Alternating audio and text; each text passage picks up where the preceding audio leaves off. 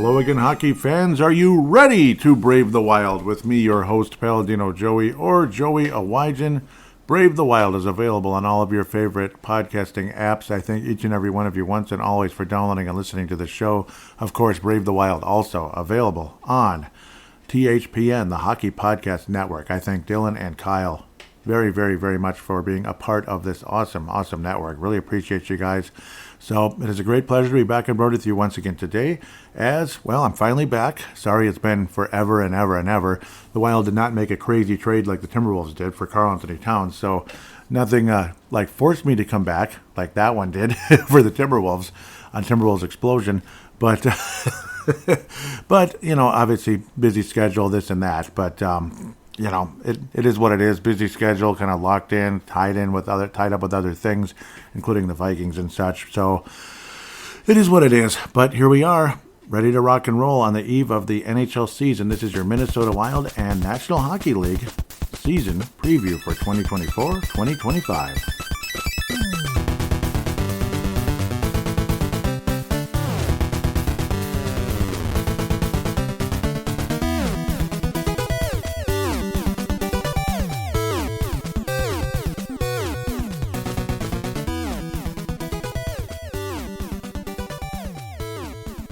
I'm also here to announce that, Brave the Wild and the Hockey Podcast Network is switching to a different provider, Believe. So things will be a little bit different. There'll be some, obviously different ads and such, but of course our main sponsor still remains DraftKings. So really appreciate that. What's the other thing? Oh yeah, you won't see the episode number anymore. So how it's episode 356, State of the Wild, or what would that have been? Draft and free agency review or whatever. So you won't be seeing the episode number anymore. That's part of the that's going to be part of the changes with how things are going to go. So just a heads up for you as we switch to Believe. We're going to believe. We're going to don't stop believing at the end of the day. Hopefully the Minnesota Wild aren't going to have to stop believing at the end of the day. Obviously, a lot of young guys, they're going to have to hold hope again that not that people get injured or anything, but that roster spots will eventually be there to be had. Conversations, constantly arguments between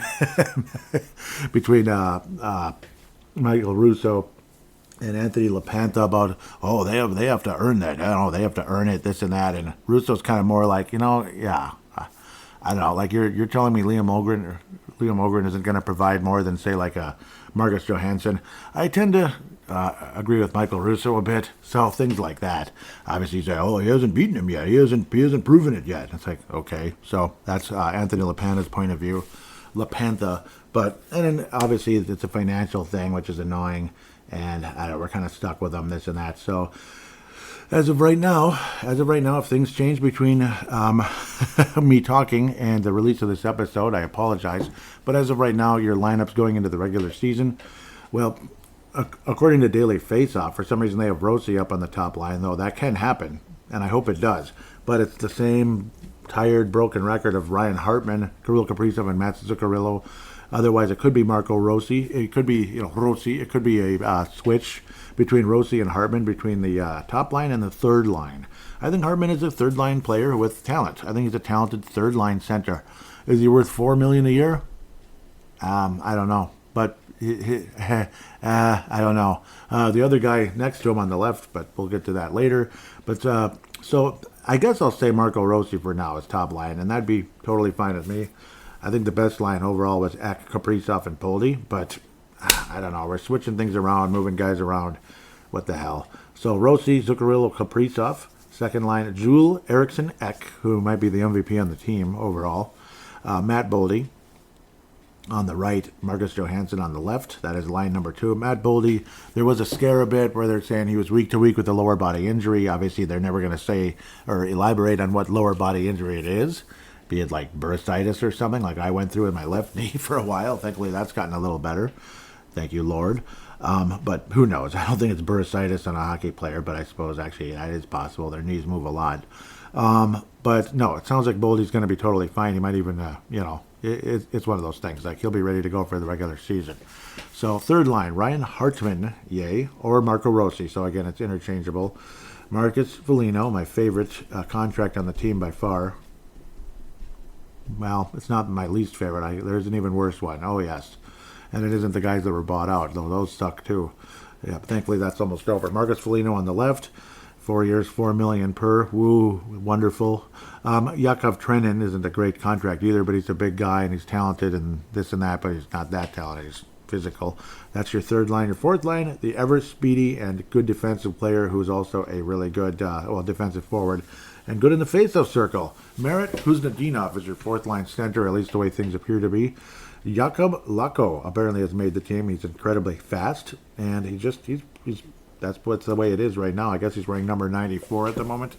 And Frederick Goudreau, the other favorite contract of a lot of people. Not a high amount, but the term stinks, obviously. As we're going to look at the players in the, we're going to look at contracts. We tend to do that very often here. 4 years remaining for Frederick Goudreau at age 31, 2.1 per, all the way up until the end of whatever year it was, 2028. Well, 27-28. Marco Rossi, restricted free agent at the end of the year. Yep. Liam Ogren's on his rookie contract, whatever, entry level. Merit Kuznetsov, restricted free agent, end of the season. Marcus Johansson, unrestricted free agent at the end of the season, $2 million this year, which isn't that much. I don't think it would kill you to send him to the minors, but then again, maybe it would. Frederick Goudreau is signed until, I don't know. He signed until I don't know, the moon starts changing colors. I don't know, I'm just kidding. Yakov Trenin, that's another expensive long-term deal. He is only 27. He can play center. He shoots left, blah, blah, blah, blah, blah, blah, blah. $3.5 million all the way up until 2028. Woohoo. Ryan Hartman, $4 million. I already said that, but 3 years up until the summer of 27. Marcus Foligno, 28. He's 33. He'll be 37 by that stage. 37. Yeah. Anyhow, Matt Zuccarello, 2 years remaining, 4.125. And, 26 is his final season, maybe in the whole league, because he'd be 39. Obviously, ultra skilled, great passer. Kirill Kaprizov loves him to death and all that, so that's great. The best deal maybe in NHL history. No, it's one of the best deals in Wild history, if not the best right now. 5.25 for 4 years remaining on a guy named Joel Eriksson Ek. That's nice. That's awesome. He'd be an unrestricted free agent after summer of 28. So, in the summer of 28. Matt Boldy, 7 years. 4 years remaining, 7 per. Basically what our friend, what's his name, wanted. So actually, no. This looks weird. Okay, I see what's going on. It's stretched. This is different. It's Puckpedia now instead of, It's Puckpedia instead of cap friendly, so it looks a little different. Unfortunately, I'm looking at it incorrectly. Matt Boldy's not an unrestricted free agent until 2030, so that is a long time, which is great. Joel Eriksson Ek, not a restricted free agent until 2029. Foligno, 2028. Yeah, so that's just, yay. But no, that is correct, though. Yeah, that is correct. So it is after 28. Yep, it's after 28, though, 27, 28. So, yes. Ryan Hartman in the summer of 27 becomes a free agent. Totally fine with that. Kirill Kaprizov becomes a free agent in the summer of 26, though talk is that we'd like to get this done. Of course, the owner made a statement. That would be Craig Leopold from Wisconsin, of course, making a statement, and of course from the Wild owner, making the statement that nobody's going to offer more or longer term than us for Kirill Kaprizov. Basically, like back the bleep off Blackhawks, whoever, people trying to, back channel and such, because that happens in every sport. It's not illegal, but kind of, you know what I mean? It's kind of tampering, kind of, sort of. And Leopold's basically like, back the bleep off. Here's my nuclear weapon pointed right at your head. Don't even think about it, okay? This nuclear warhead is pointed right at your head. Don't even think about it. Kirill is ours, dang it. And I hope so. Rumors about, Kirill would love to play in Chicago. Well, okay. I'm sure other players would love to play in Chicago. It's a historic team. Original Six. Patrick Kane played there, as did Bobby Hull, as did Esposito. You could go on forever. So, obviously, Ed Belfour, Chris Chelios, Jeremy Roenick. Yep, interesting guy. I have nothing against him. He's just an interesting guy, that's all. Jeremy Roenick. Yeah, so anyhow, yep, maybe my least favorite contract on the team, considering all the restrictions at age 34. An old 34, in my opinion. Jared Spurgeon, 7.5, 75. 3 years remaining. He's an unrestricted free agent in the summer of 27. Jonas Brodin is an unrestricted free agent in the summer of 28. $6 million per all the way up till then. 4 years remaining. Jacob Middleton, unrestricted free agent in 2029. He signed that contract in the off season here, going from 2.45 to 4.35. That's a big raise for Jacob Middleton. Love to have him, but I don't know. I thought it was kind of crazy. That's why I added the Russo sound effect of saying, like, what the bleep. Yeah, it's a little weird. Zach Bogosian, 1.25. He got that contract extension, 2 years. Summer of 26 is when he'll be a free agent. Declan Chisholm, 1 year, $1 million for Declan Chisholm. Not Declan Goff of Score North, but Declan Chisholm. Yeah, I know, I like to say that. He's a UFA Group 6, which is interesting, obviously. When a contract ends, thank you, Puckpedia. Actually, they are good. I mean, thank you, Puckpedia, for existing. Really, I'm dead serious. So, losing a cap friendly sucked. Thank you, Washington Capitals. Crapitals. I don't even like your team or franchise at all. Go Vegas Golden Knights in 18, sorry. When a contract ends with restricted free agency, RFA, status, that player becomes a Group 6 unrestricted free agent if several conditions are met. Okay. Yeah, a Group 6 free agent. More info, please. Okay. Players must be 25 years or older when their existing contract ends. Age is calculated on June 30th of the expiring contract year. To be a Group 6 UFA eligible player must have played less than 80 career NHL games. For goalies, it's only 28 with more than 30 minutes of ice time. Interesting. It's very interesting, man. That's a lot of stuff. Group 6 free agent, huh? So it's kind of like younger guys that have played X amount of this and done a bit of that probably aren't, haven't signed a big contract yet. That's kind of what it is. So kind of sort of sounds like Declan Chisholm in a lot of ways.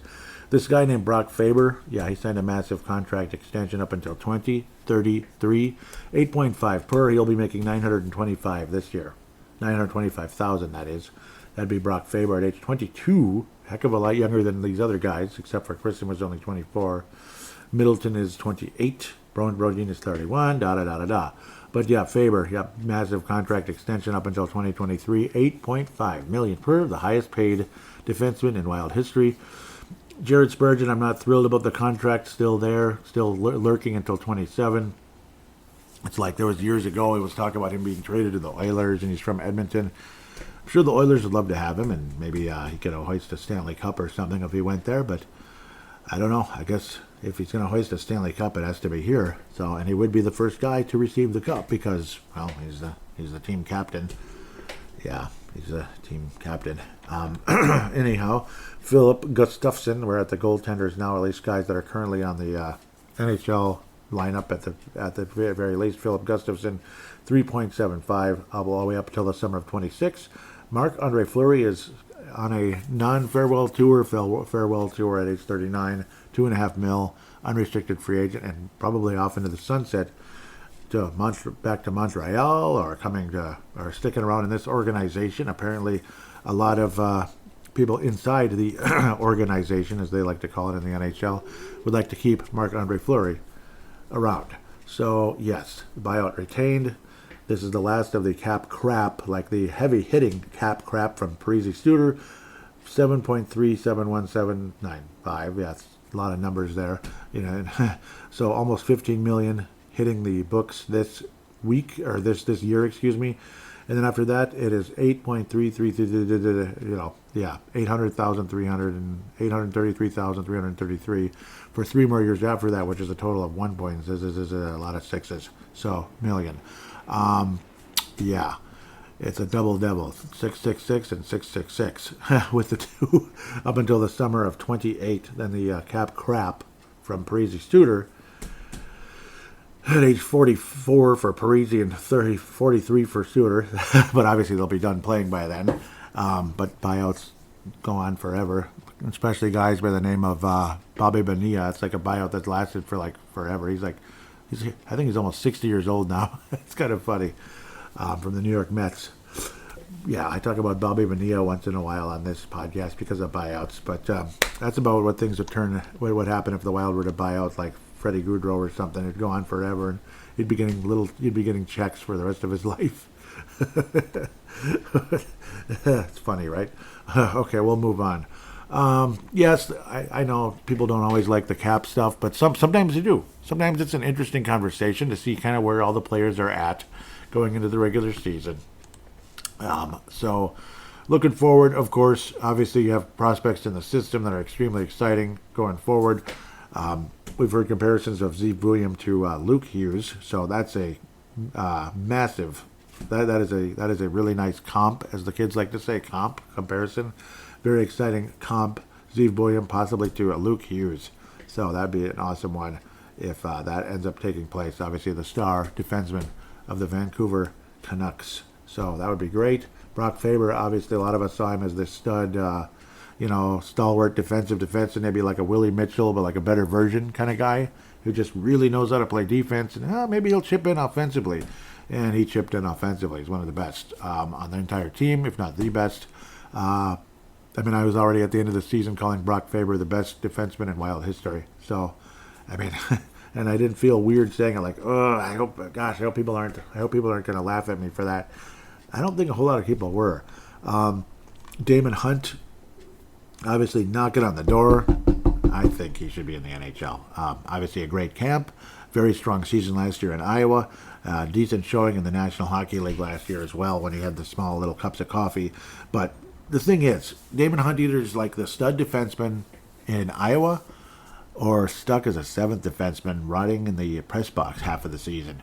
So it's kind of like, damned if you do, damned if you don't. It's really frustrating. I love Zach Bogosian. I love him, but maybe, or even Krista, maybe you should have, I don't know. Maybe you should have, nudge, nudge. You get, I don't know. Maybe you shouldn't have signed one of those guys. But obviously, Bogosian's the one that's officially in the way of Damon Hunt, at least in terms of like positioning. John Merrill is the perfect seventh defenseman in terms of like, I don't want him necessarily, but yeah, I suppose you could have Zach Bogosian or Grissom in the press box if you want Damon Hunt to be more of a full-time NHLer, which still could happen. And the other scenario would be John Merrill possibly going to the AHL.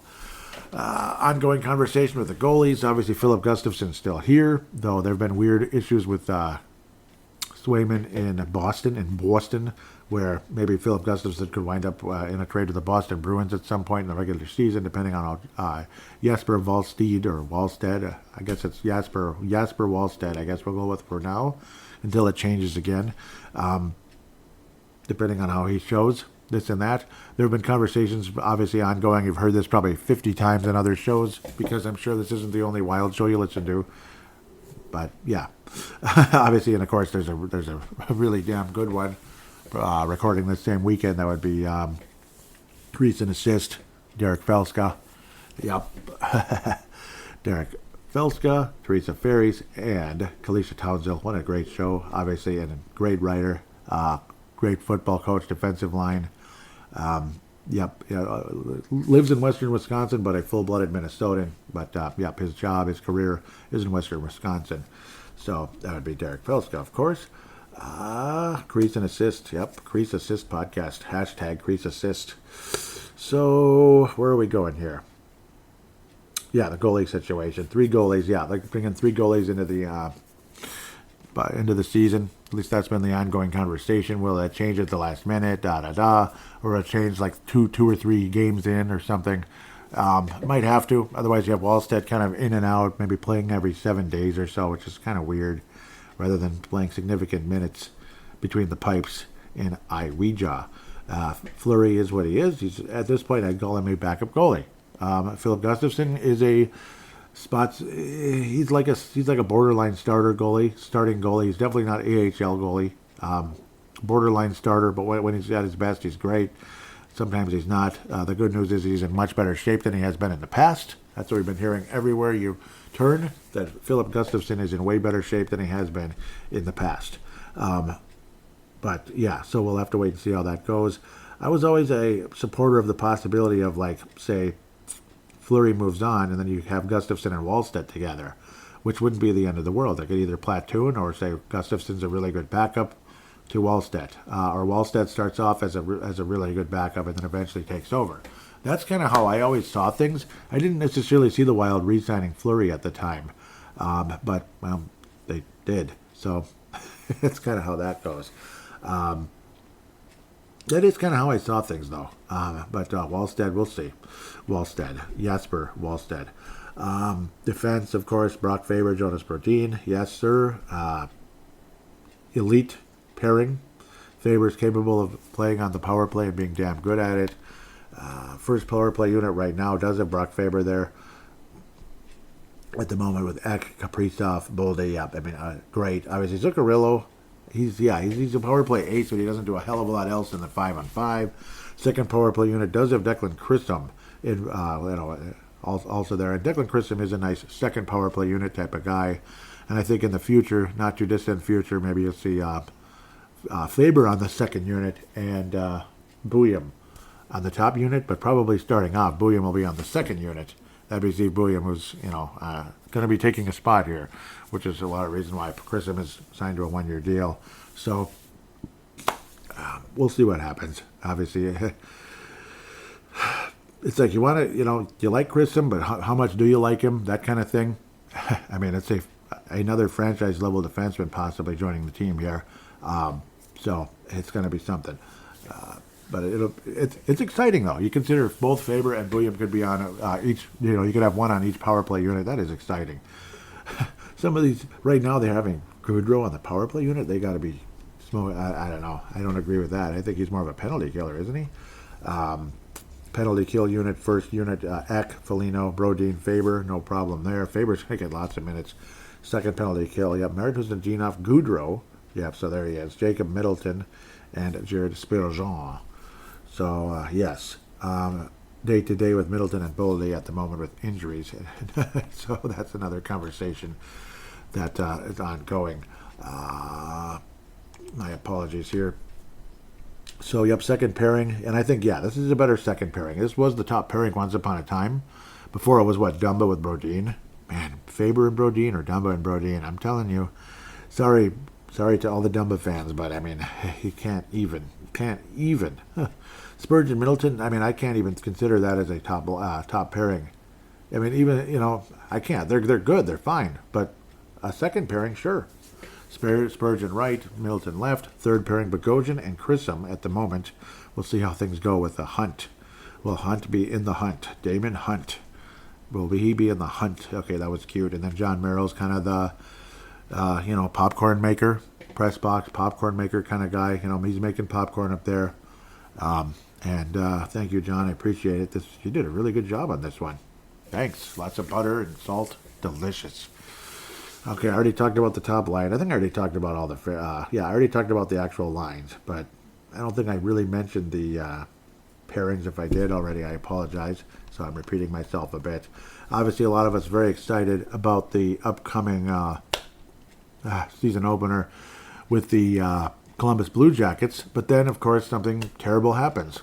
Kind of like with, unfortunately, the Vikings' nice cornerback we took in the draft, Kyrie Jackson, tragically dying.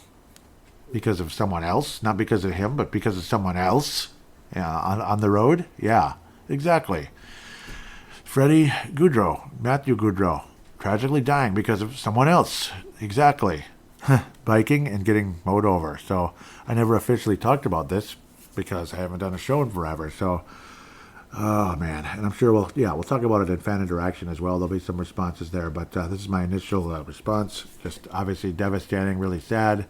Self-centered people, I don't know. Like you always say, okay, get an Uber, blah blah blah, taxi and Uber, blah blah blah.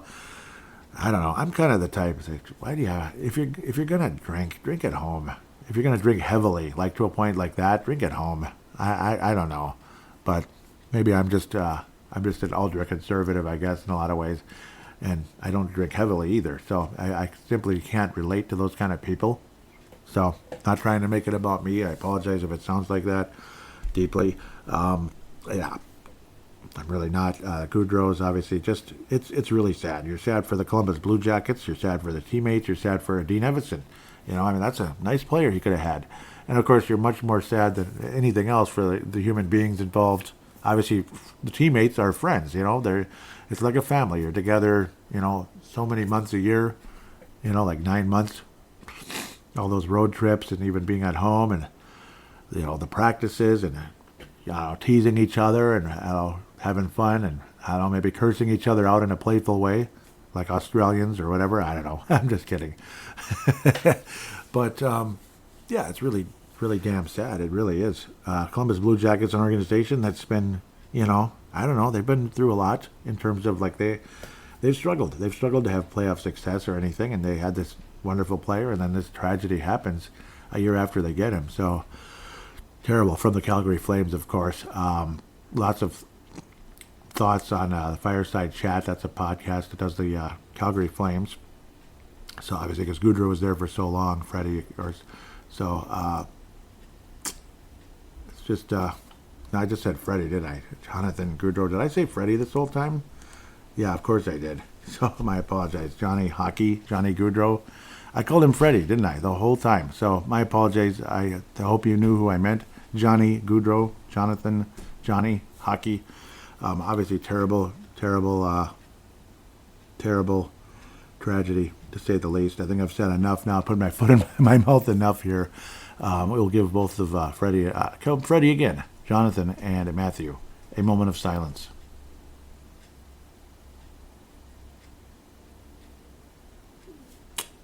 So, yes, deeply, saddened by that news, to say the least. With that said, am I optimistic about this team going forward into the division and such? I think this team, obviously health is number one. It always is. Like losing players for a long period of time is a huge thing. Jared Spurgeon being out didn't help. I don't think he's this, can't miss player like he once was. I just don't see him that way anymore, but I'm sure he'll be a nice boost. He'll be better than an alternative, possibly at the end of the day, like say a minor league defenseman. But then again, if that minor league defenseman is now, pro worthy and deserves to be here like Damon Hunt, so be it. Again, I deeply apologize. I think I kept calling him Freddie Goudreau. It's Jonathan Goudreau. Johnny Hockey, come on. So my apologies in a big way. A couple final thoughts. Obviously, prospect players that I wish could be here. Obviously, Liam Ugrin, I thought for sure that there's a good chance, but of course we're still stuck with Marcus Johansson. Don't be surprised, I guess, if there's some type of trade at some point, or like an outright release if Marcus Johansson doesn't perform. That's been the conversation. Like, guys don't perform, something's got to happen. People like Trennan and Lauko, we'll see what happens. I'm not overly excited about Lauko necessarily, though a lot of people are. They see him as a good player. So, I don't know. We'll see what happens with Jakob Lauko at the end of the day. Obviously, there's something there. Did have 10. Yeah, I mean, he's pretty much been a career minor leaguer. God bless him. He's not getting any younger either, necessarily. But he's not that old either. What is he, 24? So, there's still something. Third round pick by the Bruins, 10 points last season. So we'll see. He's one of those kind of guys. But they like his skating, they like his ability, and I guess if he earns the spot, so be it. And you do not want Liam Ogren on the fourth line, where Jakob Lauko can fit right in on that fourth line. So that's the conversation. It's all about Marcus Johansson. Liam Ogren needs to beat Marcus Johansson, and looking forward to that happening. Absolutely looking forward to that happening at some point. Eventually, you're going to be talking about, the likes of bigger prospects coming in. Liam Ogren's a pretty big one. He's a high first-round pick. But, of course, Danila Yurov eventually, possibly as soon as the end of the season, and Ziobuyam on the defenseman side. So that's kind of what we're looking forward to as the season progresses. Guys like Damon Hunt, Liam Ogren, getting into the lineup and staying there at some point, hopefully during the course of the season. So I'd like to believe they will. Fan interaction obviously is going to be a huge part of this show in the third segment. Second segment, of course, we're going to talk about previewing the NHL season, how teams are going to do, how far they're going to get. So who's going to get to the conference finals and such, and the Stanley Cup final, and win the Stanley Cup. Though I did give a hint at the end of the at the end of the Cup final who I think is going to win. You probably already know. Some of you, others that might be new to this show, and welcome aboard, by the way, if you happen to be listening for the first time. Yeah, Yep, you'll hear who I'm going to pick to win the Stanley Cup in the second segment. I know you're at the edge of your seat, right? Ooh, Joey's going to pick it. Again, apologize. I kept saying Freddie Gaudreau. I know it's just Freddie. He's on your mind every second with the Wild, and it's Johnny Gaudreau. So my deep apologies for that. It's kind of silly, but that's how it goes sometimes. I guess we're all capable of doing things like that. Another guy who's capable of cracking the lineup during the course of the season for, maybe for like a short-term thing, and has been a really nice addition so far, is Graham Clark. Graham Clark, spelled very differently than what you think of a name Graham, Graeme, not like that with the H and all that, but Grahm, maybe Clark, something like that. But yes, he's been more productive in the AHL than Adam Beckman was, and they were taken in the third round of the same year, same type of player, skilled type of player, and they looked very exciting coming in, and ultimately have not cracked the NHL much yet so far, just kind of bits and pieces, cups of coffees. 3 cups of coffee for Graham Clark last year with the New Jersey Devils. And obviously Beckman's had a few games at the Wild, but nothing too exciting. I think he had 1 assist from behind the net at one point, so good for him. Adam Beckman. We'll see how he does in New Jersey. We'll talk about him maybe as the year progresses. So that should be about how we're looking at the preview and such, and looking at going into the regular season. The Wild will make the postseason, in my humble opinion, but like a wild card, like a 7th, 8th seed, fighting with Winnipeg. I think both of us make it at the end of the day right now, but it's between Minnesota, Vancouver, Winnipeg, and maybe the Utah Hockey Club. That might be the other one. That's going to be kind of an up-and-coming team here. So that's probably what we're looking at, competing for a playoff berth. What happens after that, I'm not all too confident yet that the Wild pull off any crazy upset, but I guess anything's possible if Wallstedt gets hot. Maybe Zeev Buium comes in and it's like, things just catch fire here. And I hope they do. I hope the Wild do want a playoff run. Obviously, guys like Kaprizov, Rossi, Ek, maybe Liam Ogren's here by then. The Wild have moved on from Marcus Johansson. So we'll see how that goes. Guys stay healthy enough that this team can compete, maybe even be a division leader. Surprise a couple people, get past a Nashville type of team who invested a lot of invested a lot of the free agents in the offseason. So that's kind of what we're looking at going into this regular season with the Minnesota Wild. With that, we'll take a quick break and get to segment number 2 after a word from our sponsors. The quest for the Stanley Cup starts now. The puck's dropping on the 24-25 season. Get in on all the action at DraftKings Sportsbook, an official sports betting partner of the NHL. It's super easy for first-timers to get started. Try betting on something like picking a team to win. Go to the DraftKings Sportsbook app, select your team, and place your first bet. So upcoming games here as the regular season is finally starting. Isn't it classic and cool? First ever game for the Utah Hockey Club. What do you think of that? So we're going to look at the money line on these. So the Utah Hockey Club is hosting the Blackhawks. That's a nice way to start things out, I suppose. Utah Hockey Club, or Yeti, or whatever, minus 180. The Chicago Blackhawks are plus 150. Again, they're visiting. Original 6 matchup. Canadiens hosting the Toronto Maple Leafs.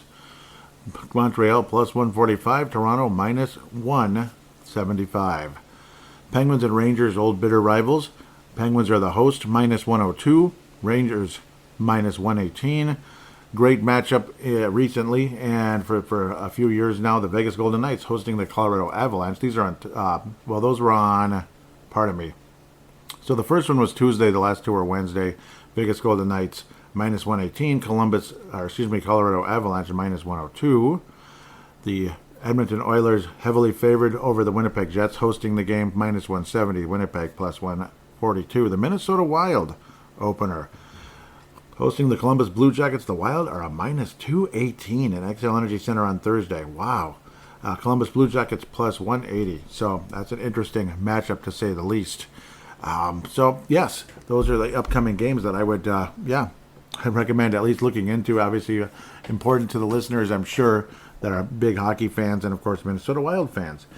If you are new to DraftKings, listen up. New customers bet $5 to get $200 in bonus bets instantly.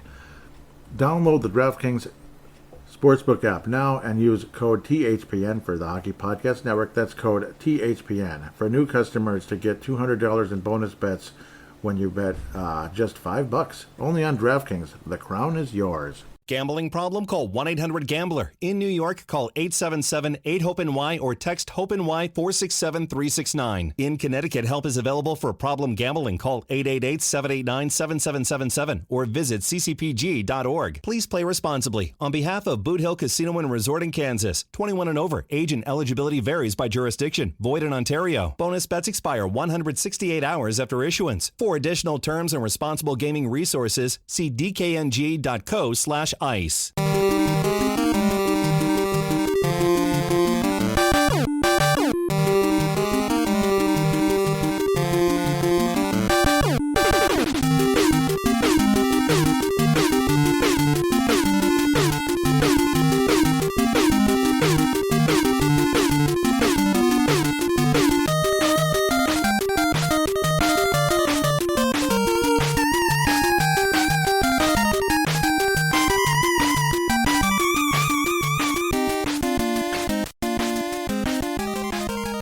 And we are back here on Brave the Wild, segment number 2. Time to preview things in terms of the NHL, like looking at who's going to win the cup and all that.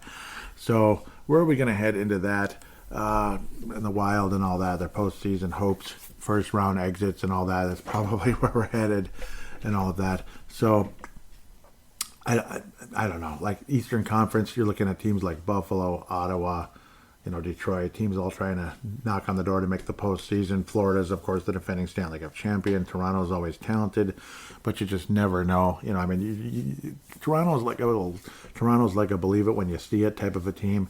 Tampa Bay, they were winning championships. Now I'm not so sure they're going to be winning cups anymore, at least not right now. But, of course, they did make a nice addition in the offseason. So, yeah, there is that conversation, obviously. Yeah, well, obviously young Gensel there. Well, not so young anymore. He's already like 30, which is crazy. Boston, like losing Swayman. I don't know what the heck they're thinking. Maybe a possible destination for Gustafsson. Montreal, Montreal, what are they ever going to do? Islanders, they're up and down. When they're good, they're good. When they're not, they're not. New York Rangers, obviously a very well-run organization, as they'd say in Canada, but very well-run organization, one way or another. Pittsburgh, aging stars, this and that. Long removed from Stanley Cups, kind of like how Tampa is. Like Tampa's like a more recent version. Like Pittsburgh's like a long, it's like way long gone type of version. Philadelphia, well, they're well coached, even though the guy's crazy. He has a shelf life. That would, of course, being Tortorella. Columbus, well, Dean Evison. Yep, congratulations to Dean Evison once again, and all of that. Of course, disaster striking in the off season. Terrible disaster there. Of course, with the Goudreau brothers. Yes, awful story. Awful, beyond awful story. Carolina is kind of like what the San Jose Sharks used to be in a lot of ways. Of course, Brent Burns. Sorry to say that, but they kind of are a team that's always in the mix, always deserves to be talked about in Stanley Cup contention, but are they ever going to win it? Are they ever going to get back to the Cup final? I don't know. Washington, well, they had their one and done year, and good riddance. I don't care. I only really like the Washington Capitals very much, but they did make some. They did add some players in the offseason, and they even got Brendan Duhaime. Yay, good for him. And New Jersey, what an awful disappointment last year after jumping up really nicely. Terrible preseason for them as well. Wild, of course, having an awesome preseason, but where do you go with that? Western and Bestern or whatever, Western Conference, Dallas Stars have a chance to go to the Stanley Cup final. They have a chance to win it, of course. I think they're very much in the mix. The Wild are what they are. Yep, that's segment number 1, of course. Utah somethings, the Utah Hockey Club, the Utah Yeti. I'm going to stick with Yeti for now. That's kind of what I'm looking for, kind of what I'm hoping for. And I think it'd be a good name, but other people hate it. Nobody's going to agree on everything. I at first thought Minnesota Wild was a cool name, especially getting the green color. Over time, people just, I don't know, a lot of people never liked the name, never appreciated it. Some people think the logo is the most creative thing ever. Other people think the logo sucks. I don't think the Wild logo sucks. I think it's pretty damn good. Winnipeg Jets, well, they look like Labatt Blue, but obviously a talented team. But they've been kind of hit and miss historically. One year they're really good, the next year they're not. And I don't know, it's weird. And the Wild kind of split with them every year. Nashville Predators added a ton of players in the offseason. Of course, tons of talent, but will Andrew Brunette get them all to perform at their peak? Obviously, Andrew Brunette's very capable of doing that. Wouldn't be surprised if the Nashville Predators had a very successful regular season, like well over triple digits in points, I think. There's a pretty good chance of that, actually. Dallas Stars, absolutely. I think Dallas and Nashville and Colorado are kind of like your big boys in this division. You want to say Winnipeg, but I think Winnipeg and Minnesota are kind of 4 and 5. Colorado obviously is a great franchise. Obviously, I can't stand them. I can't stand the Colorado Avalanche, similar to the Denver Nuggets, arguably worse because they're like championships aren't as rare with the Colorado Avalanche versus the Denver Nuggets. Nuggets got it once. I mean, it happened once. They're kind of like the St. Louis Blues in a lot of ways. In terms of history, maybe some good teams, but nothing to say for it. But of course, Denver only went to the NBA Finals once, and they won it.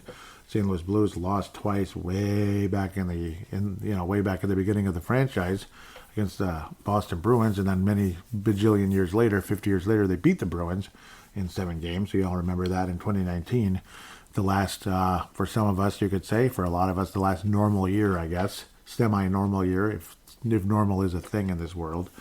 Chicago Blackhawks are, I don't know, some of us think they're light years away. Other people think they're, I think they're light years away. They stink. I don't know. Colorado's a cup contender. Dallas is a cup contender. Nashville is not a cup contender, but they're a contender. We'll call them that. Pacific Division, Calgary Flames. I don't know, man. Are they ever going to get it right? I don't know. God. They're like a worse version of the Wild in a lot of ways. Where they're much worse. They're very inconsistent. One year they're super good, and then they're giving up 9 goals to the Edmonton Oilers. And next thing you know, I don't know. Los Angeles Kings could be a contender, and they could be out of the playoffs. They're all over the place. Obviously, Kevin Fiala is a stud. We all appreciate his talent. Wouldn't mind having him here in Minnesota, but we have Matt Boldy instead. That's literally what the decision was. So, I mean, what are you going to do about that? Vancouver Canucks, another team, another one where they could be gold and they could be garbage, as a old Vikings tight end Jermaine Wiggins once said back in the day. It could be gold and could be garbage. Anaheim, I think, is garbage still at this point. And yes, Jermaine Wiggins was from Boston. He didn't just play there. He was from there. Boston, like New England Patriots. Anaheim, I just don't think they're ready to compete. I think they're going to be one of the bottom feeders in the Western Conference, Pacific Division, all that cute stuff. Vegas Golden Knights, I think, are competitive every year. Obviously, nice additions all the time. Are they ever going to actually have a draft class? I don't know. I mean, it's kind of funky and kind of funny. I don't know. I'm obviously a big fan of the Vegas Golden Knights. I'm one of us. There's about 3 of us out there outside of Las Vegas. Obviously, the people in Vegas love him very much. Obviously, Jack Eichel, that was a great addition. Victor Olofsson on one side. Mark Stone, obviously the captain, and what he's done over the years is very notable, obviously. Aiden Hill did a hell of a job as the goaltender to lead them to a cup. But, yes, it's a team, obviously, that's, you either love them or you hate them, I guess. I like the Golden Knights. I do. Maybe I don't love them, but I like them. I'm a fan, so to speak. But that doesn't mean, I pick the Golden Knights over the Wild. Of course not. Just saying, I don't know. I like that Vegas is in the NHL. I like their uniforms and all that. And I like a lot of the players on the team, too. So, I mean, I do. Edmonton Oilers, Edmonton Oilers, yeah. Have you heard of the 80s Oilers, ladies and gentlemen? No, they're not quite that good. But Edmonton Oilers, I have high hopes. Nudge, nudge. Seattle Seahawks, Seattle, whatever the heck they are. Serpents, Seattle Kraken, major disappointment last year. I don't know what to think about the Seattle Kraken. I actually had them in the Western Conference Final last year. in my predictions, which is kind of funny considering they didn't even make the playoffs. So I don't know. They could be knocking on the door, but I'm not really sure. I don't think they're going to make the playoffs. So let's just leave it at that. Calgary, God, I just, the Pacific Division's all over the place. Vegas and Edmonton are going to the playoffs. Yes. And then it's between like LA, Vancouver, and Calgary, I guess. I mean, Calgary should be in the mix for something. I mean, there's some players there. Sometimes you forget who's there because people leave, and obviously they got rid of the, you know, they got rid of the crazy guy from Viking, Alberta. Now they have Dustin Wolf as a starting goalie. Kadri was mediocre last year. Uyghur, obviously, great addition, but generally speaking, this team grossly underachieved last year. I mean, awful. Another team I've been a fan of forever, actually, way before the Golden Knights. So, way before the Golden Knights. They were kind of like a second favorite team behind the North Stars. It was like the North Stars, the Whalers, and the Flames. And Whalers obviously no longer exist. They're Carolina. And then you have, of course, the North Stars are the Dallas Stars of all teams. Probably our least favorite team around here. I mean, gosh, I think we like them even less than the Chicago Blackhawks, even though that rivalry was pretty intense with the North Stars back in the day. And they were definitely bullies to the Wild during their cup runs. Calgary, it'd be cool to see them go to on a cup run, but I don't think they have it. I just don't think it's there. Dustin Wolf, we'll see, but I don't know. I kind of go into random teams here. I'm sorry. Certain teams like Calgary, I don't know. I don't think they're going to make it. Sorry. But, gosh, I guess LA. I guess the Kings. Some people have them missing, but I guess I have them as a third place team. Edmonton first, Vegas second, Los Angeles third. Wild cards, obviously, well, probably Winnipeg and Minnesota. I think Winnipeg and Minnesota make the playoffs. Minnesota Wild do make the playoffs. The rest of the teams like Vancouver and such, they might make it. We'll see. They might knock us out. They might knock Winnipeg out. Maybe Nashville's a massive bust, but I have Nashville finishing third behind the Stars and the Colorado Avalanche. So those are your 8 seeds in the Western Conference. I should probably have gone back to the East to actually talk about who I think is going to make it over there. Oh boy. Well, New York Rangers, yes. They're the Metropolitan Division Rangers, yes. Oh, God. Carolina is they're going to be a division leader. I mean, that's kind of a given. After that, it's like, who the hell knows? I mean, you'd think, Washington, I don't know about that. Columbus, I mean, I can't imagine the vibes are real happy there. I'm sorry, Dean. I really am, Dean. What an awful circumstance. Just awful. And I'm not, it breaks your heart, too. Really does. But the Rangers and Carolina are shoo-ins in the Metropolitan Division. Might be I don't know. I'm just a fan. New York Islanders third. Yes, New York Islanders third. Come back to the Atlantic now. Florida, yes. Florida is going to make it for sure. Boston, I have no idea because the goaltending situation is kind of weird right now. I don't know. Just mishandled. They screwed up. I guess Swayman's there, but I don't know. But he's not. He is. It's been kind of a back and forth. Elias Lindholm, that's an extremely talented. Yeah, they're going to make the frickin' playoffs, and they are going to be a division leader. So I'd be an idiot to say no. Yeah, they're still going to do it. They're still going to make the playoffs. They'll figure out something. I mean, they know what they're doing over there in Boston, even though they don't know what they're doing. Florida and Boston for sure. I'm kind of a Detroit fan lately. Kind of am. I think Detroit's going to be third. Detroit is going to be third place. No, Toronto. Stupid. Toronto. I'm looking at the wrong division here. My brain's Detroit's there, but I'm in Toronto. Hello. Florida wins the division. I think they're going to have one of the best records in the league next year. I think so. I don't think there's any doubt. They're going to have one of the best records in the league next year. That doesn't mean they're going to win the cup, but they will be very much in the mix. Toronto is going to be in the mix, but I don't know. Boston, Toronto. It's going to be Boston over Toronto for the 950th time historically. Even if Toronto has home ice, it seems like home ice doesn't even matter. How many teams lose Game 7s at home these days? It's weird. That used to never happen, ever. But so Florida first, Toronto second, Boston third. But Boston beats Toronto out in the first round. Detroit will be one of the wild cards. The other one is going to be, I want to say Columbus, but how can I? Maybe New Jersey gets their heads out of somewhere because there's a ton of talent in New Jersey. I mean, there is a lot of talent in New Jersey. I just don't know why they're so devilishly awful. They did get Jacob Markstrom, so yes, wild card. Wild card for the New Jersey Devils. Surely they're going to turn their butts around. They even have Timo Meyer, obviously, great addition. New Jersey makes the playoffs. So the conference finals, the conference teams are going to be the Florida Panthers, the defending Cup champions, against the New York Rangers. That's right. The Western Conference is going to be the Edmonton Oilers, shocker, right? Versus I think it's going to be, I kept going back and forth with Colorado and Dallas. It's so hard. Dallas Stars. I think it's going to be a rematch. Of last year's Western Conference Finals. Yep.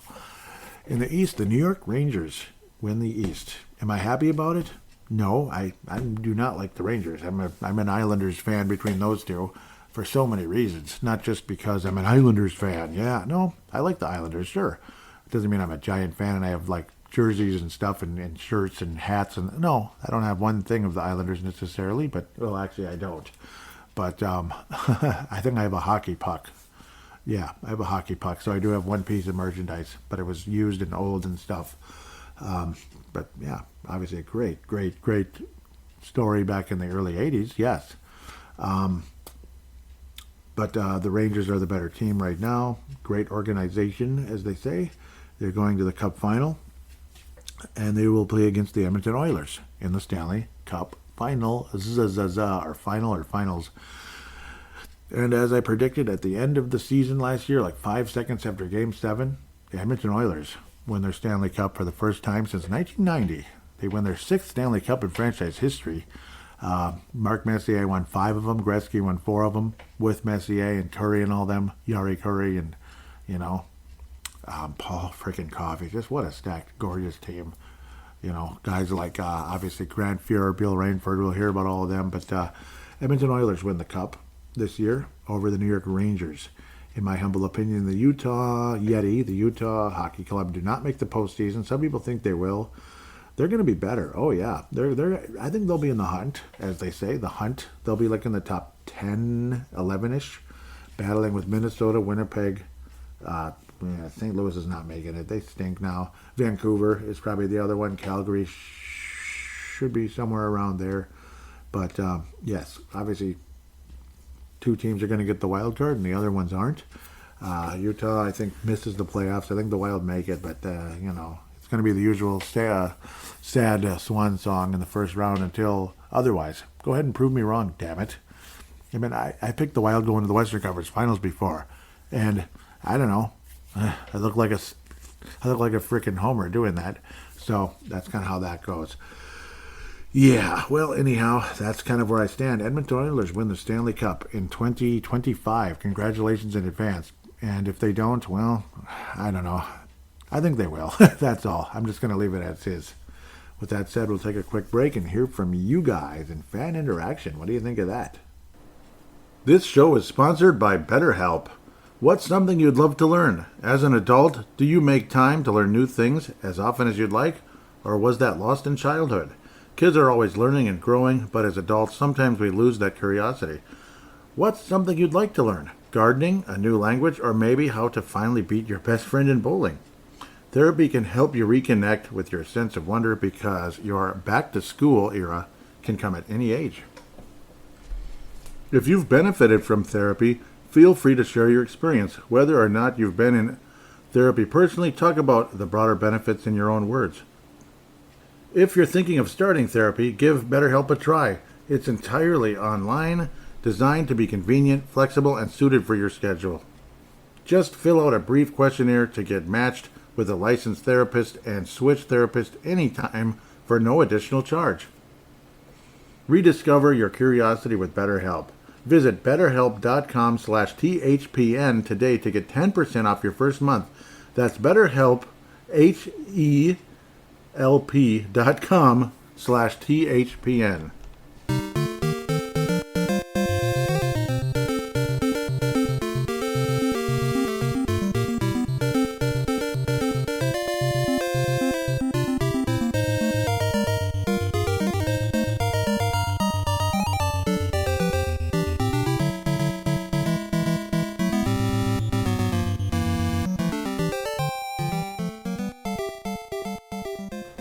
And we are back here on Brave the Wild, segment number 3. Time to hear from you guys out there in the Twitterverse, as we like to call it, or the Xverse. Xverse actually sounds better, doesn't it?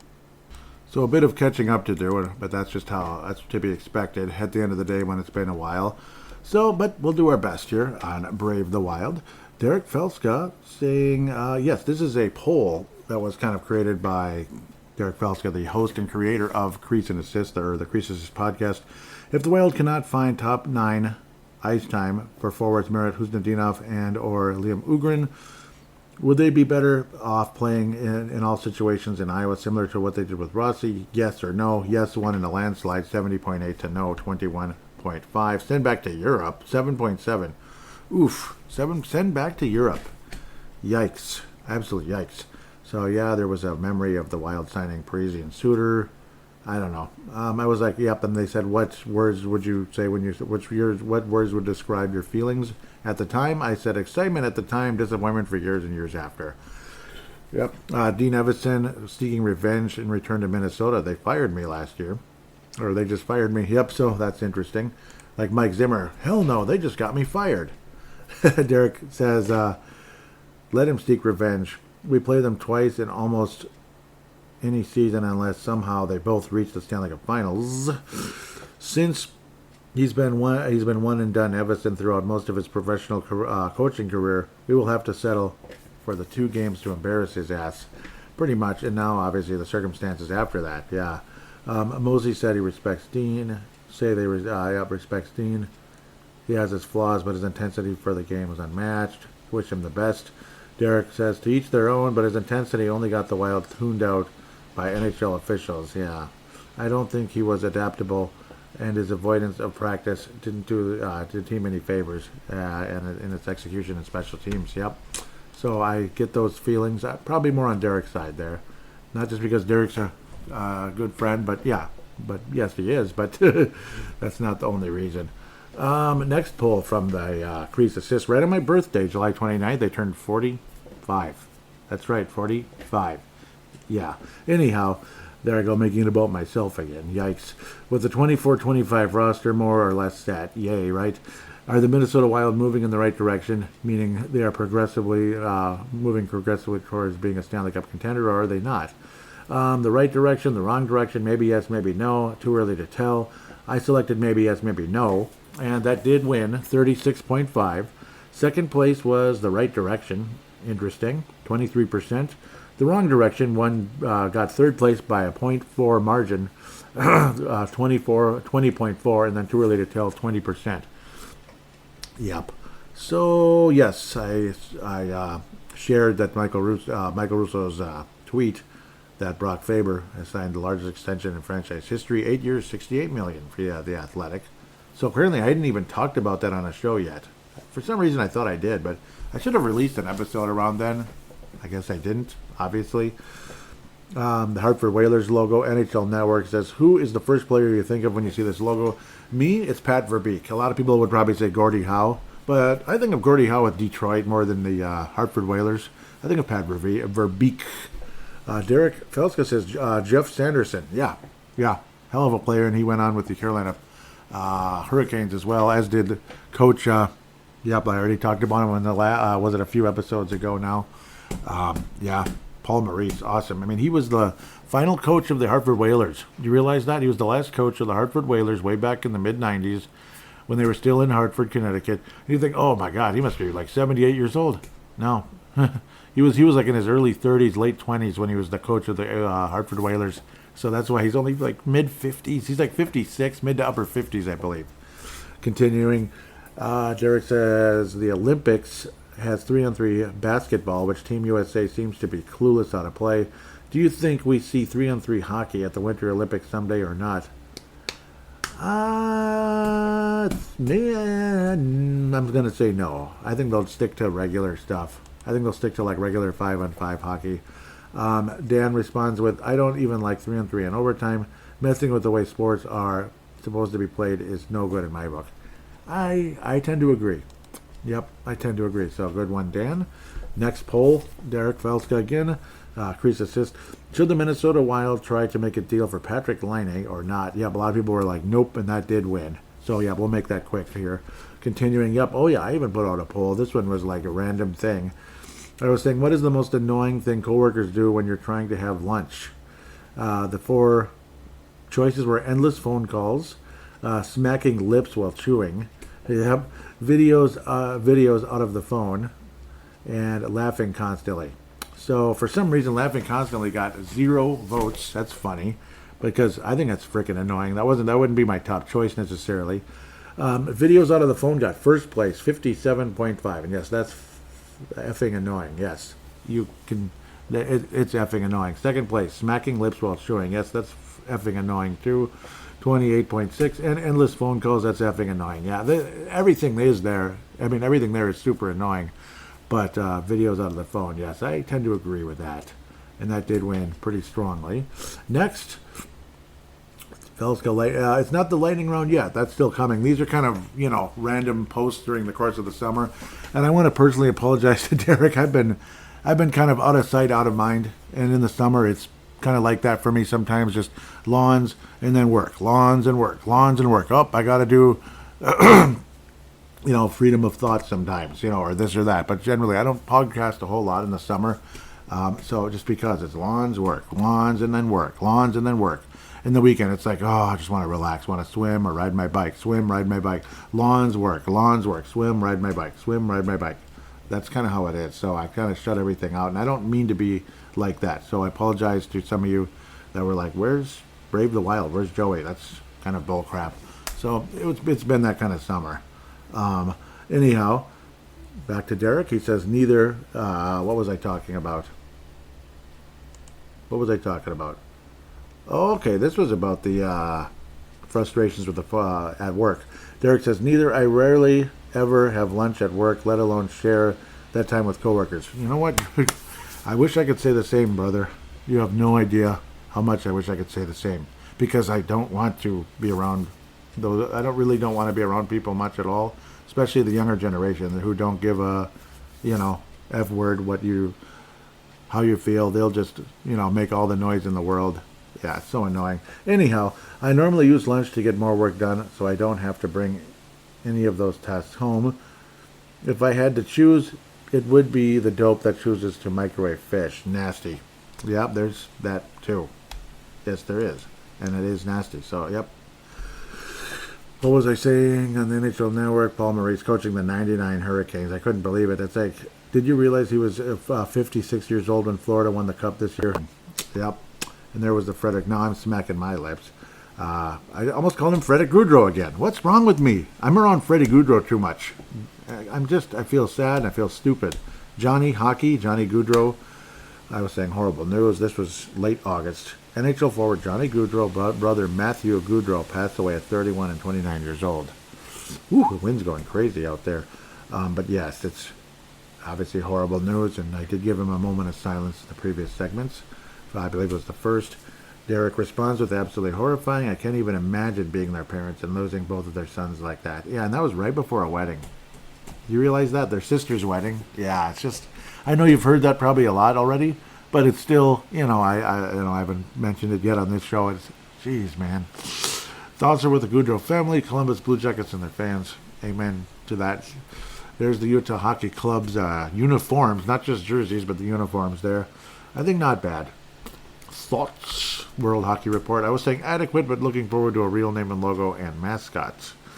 Yes. Any response from anybody? No. Doggone it.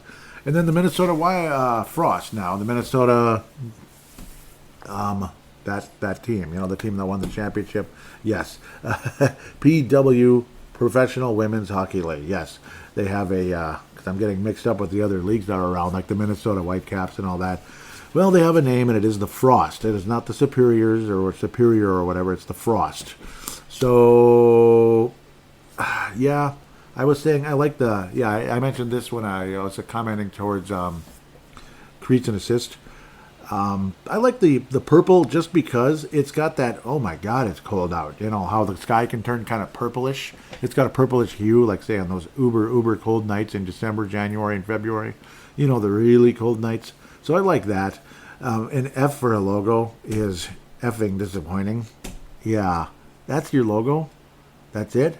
It'd be like if the Wild just came out with a W in there. There you go. Rock on.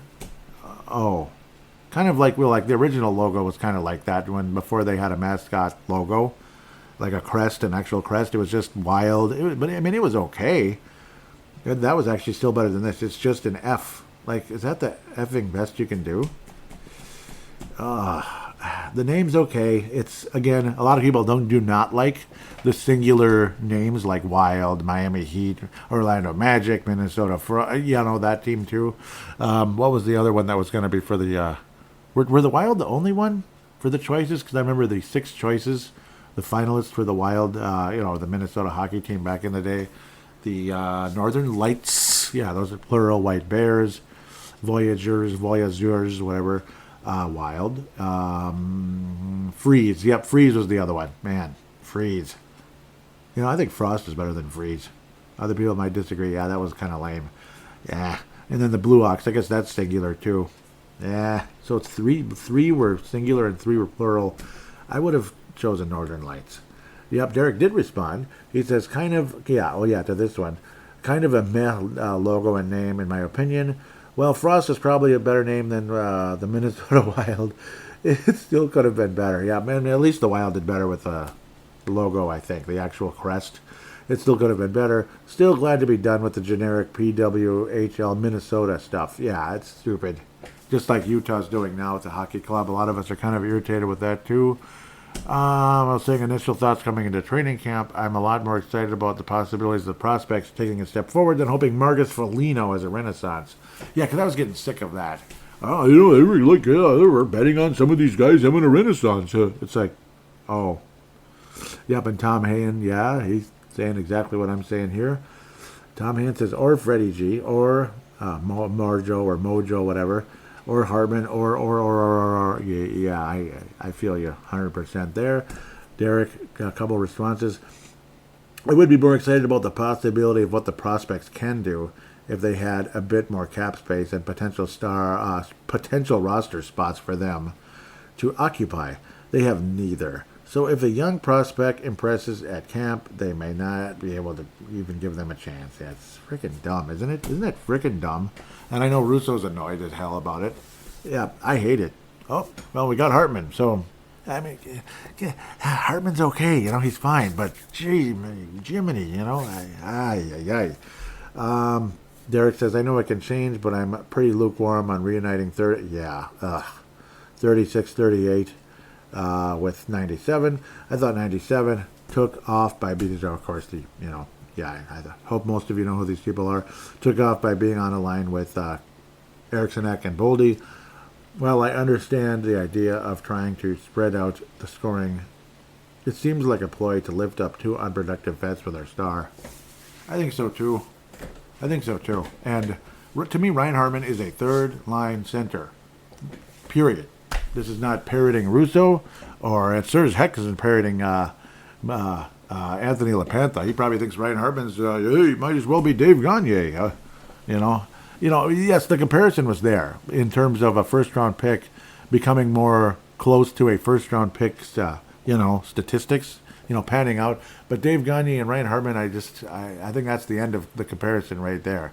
It's okay. He's a guy that got better later in his career. Next. Anyhow, yes, next tweet also, but before I babble too much here, because, it's going to be it's going to be what it's going to be. Usually these previews are about an hour and a half. I think last year was 94 minutes, so this one's probably going to be about the same. Derek says Kaprizov is the Minnesota Wild's best player that this team needs to be able to resign. Yeah, it should be more about what is best for 97 rather than have him try to reenact Weekend at Bernie's by propping up 2 well-paid veterans who can't generate offense without him. I like that. Yep, that's good. Von Lunster agrees. Yes, he says amen. Yep, I tend to agree with you, Vaughn. Yes, I do. Yep, that's a good one. I agree with Derek. Yep, that's good there. Next. Okay, that was, I already read that. Going up, yep, and Tyler Ennis retired. It felt like he retired 14 years ago because he was injured every 10 minutes. And I'm not trying to be a jerk, but I don't know, it gets annoying after a while, doesn't it? A lot like another smaller guy who is his friend. And where's the C? Anyhow, next. I was saying ready for the next Brave the Wild, blah, blah, blah. Yes, so yes, always hashtag it. Hashtag BTWMN. Hashtag BTWMN. That keeps everything organized. All I do is look up hashtag BTWMN, click on latest, and guess what? Everything is in chronological order. What a concept. I love it. So, let's get going. It's time for the Derek Felska lightning round, as it hath returned deda. Now you can't tell me that you don't like the lightning, and obviously the lightning round, but you don't like the lightning sound effect. Of course you do. Dang it. Derek, yep, sounds like me right here. I'm trying to get excited. Now, I'm excited just in terms of hockey being back. It's something to enjoy in the evenings, and at least they're not at least they're not off of Comcast, whatever. Yes, I'm an old school person. Well, there's no other option really anyway, other than, of course, trying to stream the Bally app, but half the time that doesn't work. Sometimes it does, sometimes it doesn't, and I can get into other rants about how Xfinity, Comcast, whatever the hell they're called, yeah, boy, they're really helpful when you want to get those ESPN apps running. Oh, it's so helpful. It really is. Okay, sometimes. Anyhow, Derek, again, I'm trying to get excited. Spurgeon's back. So far, everyone but Boldy seems to be healthy and ready to go. Can Jakob Lako keep chipping in offensively from the third or fourth line? Early season road trip will tell us a lot about this team, in my opinion. Yes, because the Wild will open up with several road games. I believe it's 7 out of 9. So, yep, going to be interesting. There's some responses. Morty, gotta love hearing from him. What spam? Okay. Yeah, one of them is a spam, yes. Why did I do that? Okay, well, it's not Morty, that's for sure. Morty is not spam. It's this other one is, yeah. Anyhow, I was like, what the hell? The fourth line is greatly improved, and Iowa has veterans and some young guns ready to come up as needed. This year should be more enjoyable to watch than wait until next year. Yeah, that's a pretty good way to put it, Morty. I think so. Yeah, I mean, they're going to be better. Yes, that's why I have them making the postseason. You don't get this vibe like, hell yeah, here we go. No, it's not like the Timberwolves right now, even though they made a weird trade. Well, not weird trade, unexpected trade. It's not weird. A lot of us were actually ready to trade Karl Anthony Towns away, but it was just unexpected. It was completely like, whoa. So it was like it was so, close to training camp and everything that on media day they couldn't even talk about it. It's crazy because the trade hadn't been settled or consummated yet. Jay Bushy back on the show again. Always love hearing from Jay. Says, do we see any improvement in the penalty kill? I think that's an important part of any improvement this season. And I say that's for damn sure. I think overall health and consistency from the defense obviously should help. You have guys like Eck that are fantastic defensive forwards. I think Merit Huznadinov could be on a second penalty kill unit for sure. Spurgeon should help one way or another. I don't look at Spurgeon like he's this. Like I don't see Spurgeon the way I did 4 or 5 years ago. I just don't. I can't. But just kind of like a car that you had that doesn't run as well as it used to for whatever reason. That's just a fact.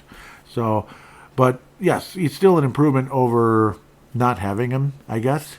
But yeah, I know that it might sound really harsh to some people, but I don't know. I just he will help with the penalty kill. Yes, I think that obviously Brock Faber being there with the Spurgeons, with the Brodines, pardon me, you'll have a better overall penalty kill, where maybe you don't see some of the, not so good penalty killers out there like we did last year. Like special teams were crud last year, especially the penalty kill. It was historically bad. The lightning round continues. That'd be Derek, of course. Owner Craig Leopold said he will pay whatever it takes to keep 97 around, and that is imperative. And that it is imperative this team be a winner to convince him to stick with the club. If the team fails to make the playoffs, does Leopold's declaration make Hines and Guerin's seat hot? Yes, I think that's a pretty good possibility. I think it's a possibility. Maybe not immediate, but it would make it hot going into next year, I guess. Oh, that might sound kind of silly and weird, but something could happen during the season, depending on if it's like a putrid start, you could see something crazy happening. Yeah. It's like, put it this way, if like 10 is like you're fired, get the f out of here, and 1 is like he's our guy until, for further notice, like hell yeah, this is our group. I think right now they're on like 4, and if things start really poorly, they'll be closer to 6, working on 7. Put it that way. Next, what is your predicted order of finish for the teams in the Central Division, including the Wild? Is there a Stanley Cup contender here or not? I think there's 2, unfortunately. Yeah, and it's not us. I don't like Dallas. I don't like Colorado, but I think they are Cup contenders, especially Dallas. I think the Wild finish. What was I saying before? I've mentioned it. Yeah. What was I saying before? I think like 4th or 5th. Yes, like wild card, 4th or 5th. Because I think it's going to be like Dallas, Colorado, Nashville, and then Minnesota, Winnipeg, or Winnipeg, Minnesota. So 4th or 5th, but knocking on the door of the playoffs and not doing anything all too special. After that, Utah would be 6th, St. Louis 7th, and the Chicago Blackhawks are not going to be that much better yet. Though maybe the Blackhawks overtake the St. Louis Blues, and the Blues actually finish in last. Because I'm not a fan of the Blues right now, and I don't know. It's not because I hate them. It's just I don't think they're going to do much. I hate the Stars, and I'm picking them to possibly win the Cup this year. I'm not picking them to win the Cup, but they could. Put it that way. Next, a Kickstarter just released Beyond Shadowgate. A true successor to the NES classic point-and-click adventure game. Yep, I remember Shadowgate itself. The Minnesota Wild are said to be wearing their retro, reverse, alternate jerseys a lot this season. Is this a sign there could be a brand color shift? It's possible. I know it's been brought up a few times. And then, of course, they denied it, or Russo, or whatever, denied it. I mean, it wouldn't hurt anybody for them to do it. Heck, the logo of Brave the Wild has that color shift. It's like anticipating it. And plus, I've always kind of thought this show is kind of like a closet North Stars show to go with the Minnesota Wild. Because I like to talk about the North Stars sometimes. In fact, I'd like to talk about the North Stars a lot, especially like during that whole COVID situation when there's nothing going on. I did a whole episode about the 81 North Stars. And man, did I enjoy that. That was around that, was it May, June-ish? Right around something terrible happening around here. So, yeah, that. It was a fun show to do, though. We'll put it that way. So, because I saw the 81 North Stars on NHL Network. I saw them getting beat by the Islanders. And then it's like, came to the conclusion as to, many reasons. A, why they got to the final, combined with why they got destroyed in the final. Yeah, it's a good show, though.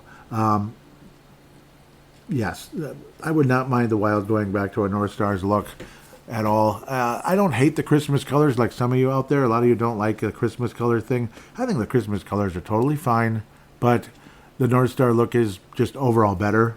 It just is. And go ahead and do it, I'd say. I kind of hope it might be a sign, yes. So, hoping. Here we go. Too early prediction. Which player do you think will be the Minnesota Wild's most pleasant surprise? Who will be the biggest disappointment? Most pleasant surprise, biggest disappointment. Yeah. I saw this earlier too, and then I was like, oh, I'm gonna, I thought I had some ideas, and then it's like I blank. Biggest surprise. Well, most pleasant surprise last year was definitely Faber. Biggest disappointment was I don't know, a lot of people. Foligno probably. I don't know. Foligno, yuck. And even Hardman wasn't that great. Zuccarello wasn't that great. Most pleasant surprise. It's going to be Freddie Gaudreau. No. Why am I thinking about somebody like a Damon Hunt suddenly emerging, or Liam Ogren? So far, everybody's on Jacob Laukos. They're on him right now. Disappointment. But, they're on that guy so far. Maybe Rossi taking a huge step forward. Disappointment. Somehow I see somebody like a. Man, you're gonna. I'm afraid of fans hating on me. Or maybe this one, maybe like Declan Christum just isn't going to be much. He's going to take a step back, isn't going to be as good as advertised. That could be the case. Pleasant surprise. Or like a Jakob Trenin just isn't much of anything. That's what I'm kind of afraid of happening. I'm kind of, maybe Declan Christum just isn't as much as people were expecting. And then a pleasant surprise could potentially be a Damon Hunt. Damon Hunt might end up being like a full-time NHLer to a point of like he's actually one of the better defensemen in the team. That's what I'm kind of leaning towards at the end of the day. That's what I'm kind of leaning towards. Otherwise, like Liam Ogren, I mean, man, I'd love to see that happen. Love to see him emerge. But I got a feeling Damon Hunt is on track for something pretty darn good here, pretty darn soon. At the end of the day, that's my guess. Just a couple more, almost there. When I'm enjoying the hell out of this, by the way. So I'm not complaining about if you put 500 of them, I'd be like, let's do it. If you put 4, I would still appreciate the hell out of it. Even like 4 is pretty good, actually. But 5, 6, 7, 8, 9, 10, love it too. Anyhow, Derek continues, says, the Utah Hockey Club announced fan-friendly pricing of concessions for their games this season, which includes $3 hot dogs. Okay. And it's funny how years ago the thought of $3 hot dogs was insanely expensive. Now it's insanely cheap. Tells you something. $3 hot dogs, soda, etc. Do you think it's time more professional sports do that instead of gouging fans just because? Yes. Yes. Absolutely. Like I remember the Dome Dog on Wednesday was only $1, but they weren't the best. I don't think they were that bad, but they did make you feel a little queasy sometimes. And it's not like I went to that many Twins games anyway, but yeah, the Dome Dog back in the day was only $1. That was a really good deal back in the the latter stages of the Metrodome. So that would be the later 2000s. Yes, I think that would be wonderful. The whole gouging thing is annoying as hell. Like, was it like $13 for like some mediocre lager beer? Like, like you could buy a single bottle or something of like a Coors Light, which I think is crap, by the way. Sorry, Coors. If they're a sponsor someday, that'd be great. I know that'd be great. We'll appreciate you, but I'm not a fan of Coors Light. I'm just imagining. But imagine, like, see there, they probably charge you $9. It's just stupid, So yes, I think it's too much. I understand everyone has to make money. I understand that. And hockey, of all things, needs to make money more than anybody else, actually, because like when you're looking at people like Leon Draisaitl making $14 million a year, and it's like, holy bleep, that's a lot. And then you look at backup power forwards in the NBA are making like 16, 17 million a year. Backups. That'd be like the equivalent of like a third liner in the NHL. You know what I mean? Like a third liner. Like I'm complaining about Ryan Hartman and Marcus Foligno making $4 million. In the NBA, they'd be making 17. That's about the equivalent. So that's the funny part about all that. That got me going. Sorry. Next one. If you had to offer someone a fantasy hockey or fantasy sports tip that has worked well for you, that many are not aware of, what would it be? Oh, boy. Fantasy tip. I don't think I'm any kind of a genius. It's more of, it's kind of like stocks. Buy low, sell high. I know that might be it's not, earth-shattering information that I'm giving you. But I tend to look for value. Like you just kind of pay attention to the waiver wire all the time. People make mistakes. They give up on someone too quick, and you just kind of sneak in. You creep in the night when nobody's paying attention, boop, and take the guy when nobody else is trying to claim him. And then, oh my, you just, and then as the year progresses, you just got something. But also, like, say if it's an elite superstar player that might be hurt for a little while, store him on the injured list, that type of thing. Obviously, you store people on the, maybe you sign them and store them on the injured list, or certain players you have on your team. Don't give up on them, that might be hurt for a little bit. Put them on the injured list, and you can sign a suitable replacement and make a decision later. Maybe the replacement, again, is a value pick, a value signing, and they end up making your decision a little bit tougher. And that's kind of fun when that happens. Kind of like what guys do in the real sports sometimes. Like, oh, they're making this decision tough. This guy's was a hell of an addition. Just kind of approach it like a thief in the night, in a way. Nobody's paying attention to that waiver wire. Keep a look at that damn thing, because you just never know. Like, it's crazy. Like, somebody like Jordan Love was cut a couple weeks ago. Like, why'd you do that? That's kind of weird. Like, you cut Jordan Love? Why? Like, it's not like he was out for the season. That was kind of dumb. So, somebody got lucky. I put in the claim, but somebody else. One freaking waiver priority hire got him. But, hey, at least they tried, right? So, anyhow... Oh, yeah, I shared a poll. That's not how I meant to do it. I'm sorry. I messed up that a little bit. Last thing from Derek. Who do you think the Wild will finish? Where do you think the Wild will finish in the Central Division? First or second, third or fourth, fifth or sixth, seventh or eighth. So third or fourth, which is what I chose, basically fourth place, 48.6. Fifth or sixth, finished second, 37.8. First or second, wow, finished 8.1. And seventh or eighth, 5.4%. Yes. So anyhow, good poll. Thank you, Mr. Felska. And again, do check out that podcast.